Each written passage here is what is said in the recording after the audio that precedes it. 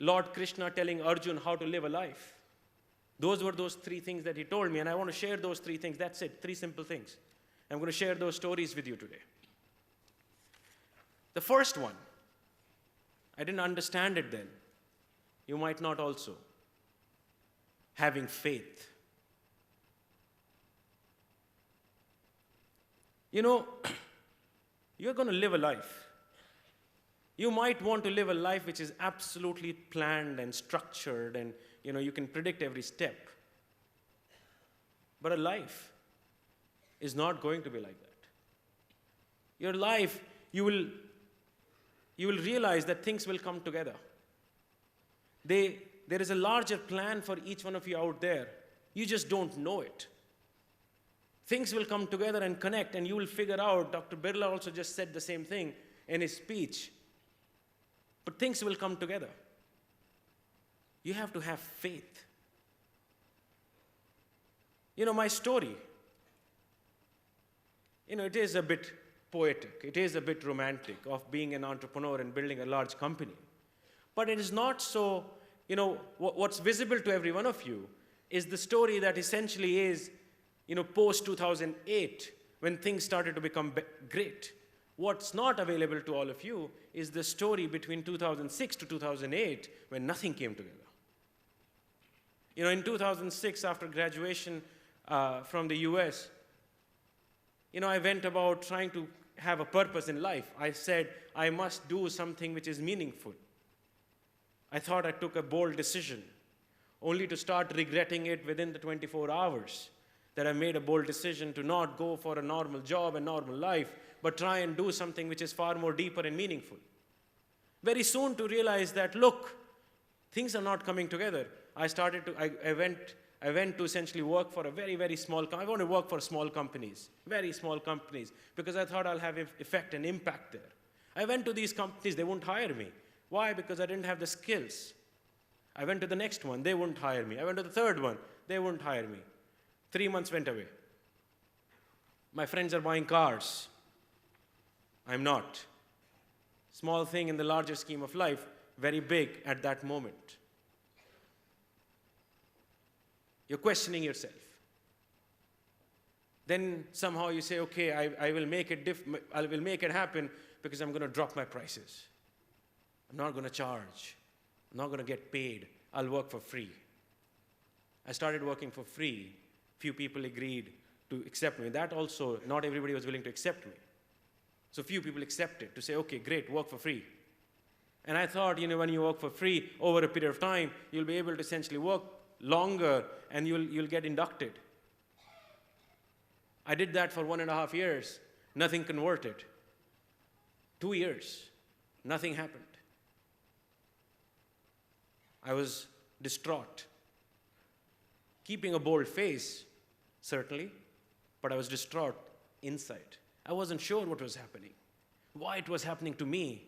I'm very, very well educated. Why are things not happening for me? And you go forward and you keep at it. Every day I wanted to quit. Every day I wanted to quit and go away from there. But something kept going. The words of my father to say, have faith, kept me going. The hope, the belief that something is going to happen around the corner. And you're trying many things. And then in one of those days, you end up meeting somebody. Sharing your own plan because the others' plans were not working. You created your own plan. And you ask them, look, here is what I'm doing. Will you support me on this? You're pleading almost, by the way. Almost pleading. You have no ego. Or everything's gone. Because you've been beaten to death. Your ego has been beaten to death. That's a great thing, by the way, in retrospect. That time you have no idea what's happening to you. And that person says, I like what you're doing. I'm going to back you. That moment is what all I waited for 2.5 years. But it came 2.5 years later when you suddenly realize that all the things that you were trying to do, there was a much larger plan of creation of InMobi, because if those things didn't fail, InMobi wouldn't have been created. And to me, I realized the value of having faith after 2.5, 3 years of being in the grind. Therefore, my first message, you're going to go through a grind. You must fail many times. And while you fail, there'll be many people who will try to, ask you to go back to what's obvious. Have faith and keep at it. It's the most important thing that you can do. You're all already very lucky. There is a much larger plan that's created up there for you. Just allow for it to take place, and you'll be taken places. My message number 2 that was told to me was love what you do. Every papa out here says, ladka mera bada naam karega. That's not happening if you're going to just follow what everybody else has done. That is going to happen if you're going to do what you love, what you really, really enjoy, because then you'll excel at it. Then you'll make a name that your father, your mother would be really, really proud of. And so, you have to somewhere take a break from the dogma of the society. What society expects you to do, that's not something that you should do. You should do what you love to do. Society will ask you to do things which is what they have seen to be successful. You're not created for this. We are living in a new world. You have to do things differently. You have to do things which you love. They may not align with the plan of the society. They will not align with the plan of your neighbors. They will not align with the plan of your parents. They need to be your plans. And therefore, you need to love what you do. I come from a family of academicians. My grandmother was the first professor across all IITs. My father was a professor and dean at IIT. My uncle is a professor at IIT. Everyone expected me to go ahead and do a PhD and become a professor. I just didn't think I'll be great at it. Not that it's hard. I just don't think I'll be great at it. I just didn't think I'll enjoy it. I loved the profession. I just wasn't there for me. I was forced to go for it. But I had very lucky parents. I have very, very supportive parents. They didn't force me to go down this path. So I became an entrepreneur. I loved creating things. I realized that I wasn't built for going and trying to, take somebody else's work forward. I wasn't built for that. I realized that I love creating things. I realized that I love disrupting things. And so I went on to be an entrepreneur. When I decided to be one, I didn't know what it meant. And when I decided to be one, there were not many examples to be had. Yes, you had examples of the Ambanis and the Tatas and the Birlas. But we come from a middle-class family. That's not for us. That's too far up. We're not getting there anyway. So stop dreaming, you middle-class boy. Go do what's right for you. But I didn't enjoy it. I knew even if I did something that I would enjoy, and even if I failed in it, I would have no regrets in my life. And that's what my father told me. Love what you do so that you have no regrets in your life. Today, I have absolutely no regrets in my life. And now, I absolutely love what I do day in and day out. I hope for you, I really hope for you, that you can love what you do. Whether you're successful or not, leave it up there. There is a larger plan for you, but give it a shot.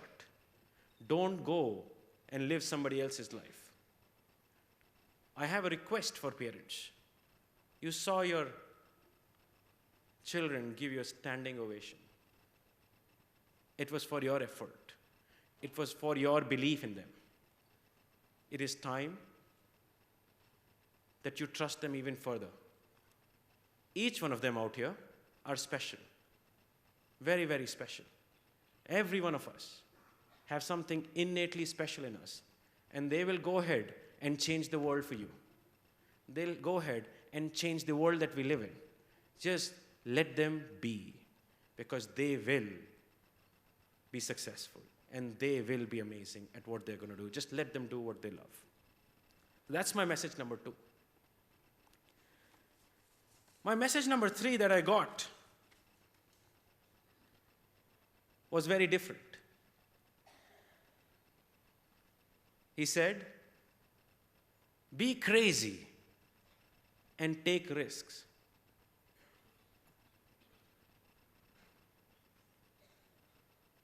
I wasn't sure what it meant. And this probably has taken me the longest to understand. But then I realized, being crazy and taking risk is significantly better than trying to avoid failures. Each one of us can really do a great job in avoiding failures. But that's not why you are here. The reason why you are here is so that you can be crazy, you can take risks, and you can disrupt the world. That's why you are here. When we started in Mobi, we started that in India.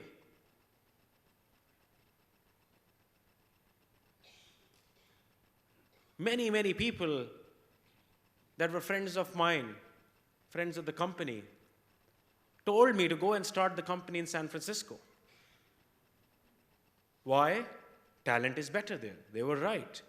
The historical data suggested that they are right. They were just unwilling to look at the future. And so somebody else tried to predict the future differently. They're called crazy. We didn't go back. We went deeper. We built a company out of India. And we take huge pride, amazing pride, in having built a company out of India, because today what we've created is not just created world-class products that are better than what Google and Facebook have created and multiple years ahead of them, but we've also been able to create a company which is global, present in 17 countries and 23 cities in a matter of about 7 years.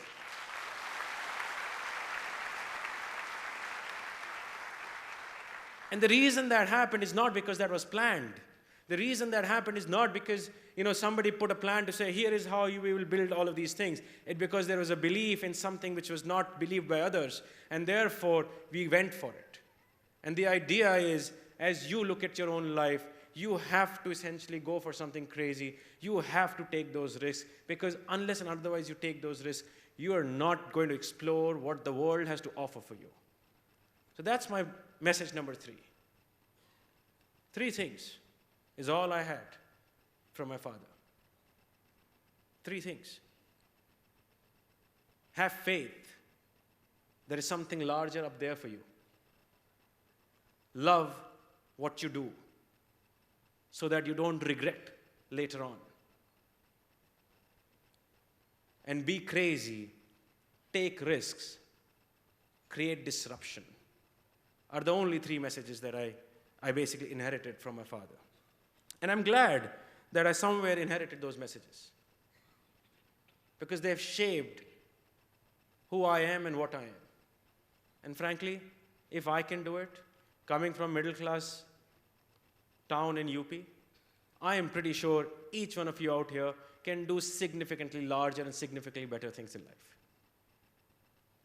Each one of you today are living in an era that I wished I was graduating from.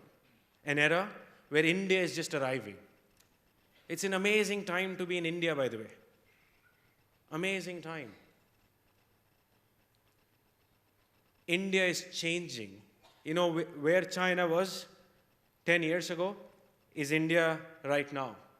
over the next 10 to 15 years, technology will come in and disrupt and change India. And you could be the architects of that changed India. We have a lot of problems in India. But with problems comes opportunities. And those are the opportunities that if you can solve for even one of those problems, little ones, you will create massive disruption in the country. Yes, we have bad roads. Yes, we have, filth out there. Yes, we don't have internet working. But we have something which is going for it, which is each one of you guys who could actually pick up those problems and solve for it.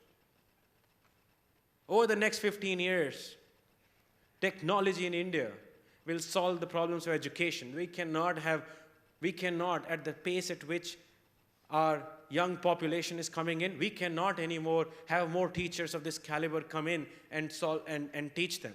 What you have gone through is very, very lucky. Be very thankful. Many, many other people, 95% of other people will not be able to go through that.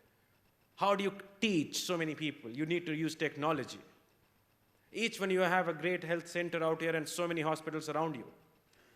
Most of the people in the world and the country will not have hospitals. There will be no way for them to get treated. They will not even be detected of problems. But there is a solution that technology can provide. We hear every day problems of security that women in India face. Can we put more policemen on the road? No, you cannot. Technology will solve for that problem again. And I can go on and on and on of the amount of things that this country can be solved through technology, that each one of you, without requiring the amount of capital that was required to essentially create enterprises in the past, can do so today. You can create massive enterprises in the next 5 to 10 years. One of the largest companies in India, its founder told me, what took them 40 years to build will take newer companies less than 10 years to do. That's the era that you are now entering. But in order to capture for that era, you need to essentially go for it. Each one of you Bitsians are amazingly talented. Amazingly talented. You just don't know it. Even if you know it, I hope you don't subside it. I hope you go for it. As you leave these doors today, there is a world out there full of opportunities waiting for you. Those opportunities are ready. It is only up to you whether you hold on to them or not. If you choose not to hold on to it, it's your problem. But if you did, and if you do, and I hope you do, you will change India. You will make India better. And we'll all be a proud Indian. I am pretty sure that this group of people will be great leaders. They will be great leaders of tomorrow, creating massive disruption in the world, not just in India, frankly, globally. I'm going to do something today which I don't think generally happens in convocations. I want to capture this moment. Capture this moment with all of you, great leaders in the making. And I want to keep it close to my heart. Because one day, when each one of you, several of you, hopefully most of you, become great leaders, I can go and say, I was part of that group that graduated in the year 2015 from Pilani, Goa campus.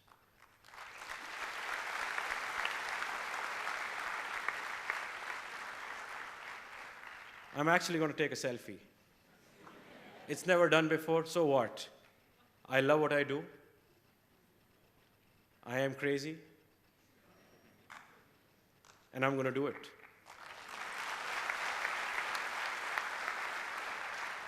But I don't want you guys to be sitting down like this. I need some activity. So as I take this, let's have some activity at the background. I want to capture this moment for myself and for everybody else. All right, guys. Come on. We need to see something here. I can't hear you. Once again, to the graduating class of 2015, extremely proud of what you guys have achieved. I wish each one of you amazing success in the future. Amazing, amazing success. I am pretty sure you will be great leaders and you will make India proud. Thank you so much. Jai Hind.